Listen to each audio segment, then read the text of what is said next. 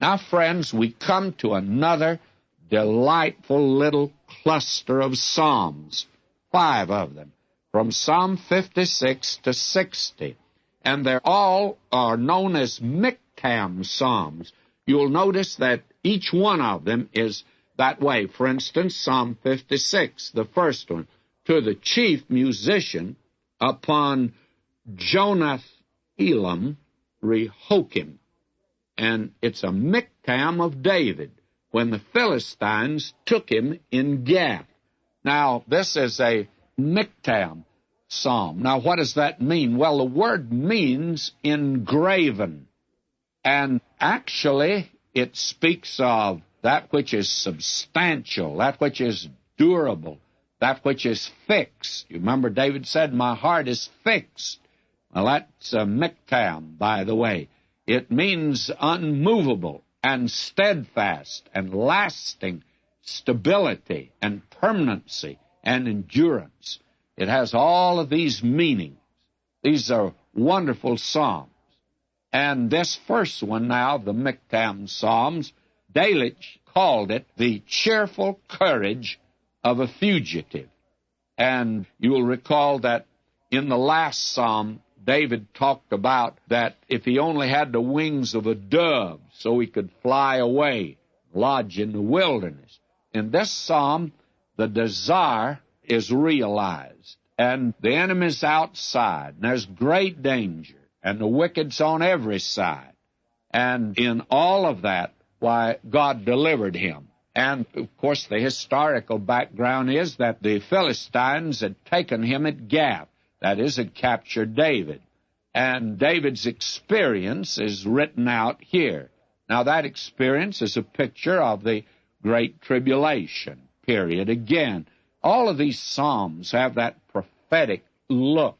And between the historical and the prophetic, between David's experience and the experience of those in the future, it has a real message for us today. And it speaks to our own hearts. For all of these Psalms do that. And I'm going to read now a translation here.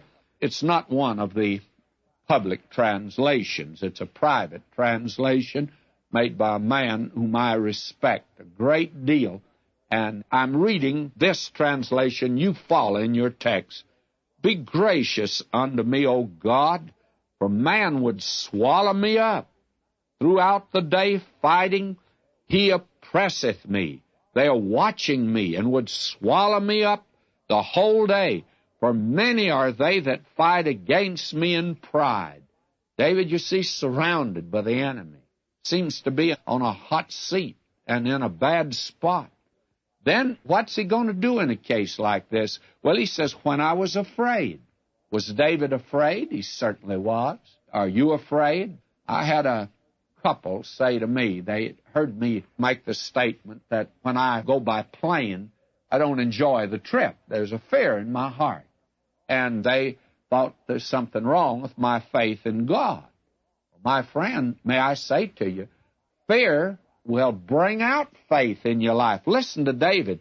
When I'm afraid, I'll trust in thee. And I'm afraid these people today that sit back comfortably and say, well, you know, I haven't any fear. Well, that may mean that you really are insensitive to what the circumstances really are and the problem really is. Or it may be a foolish sort of a faith. But David said, I'm afraid.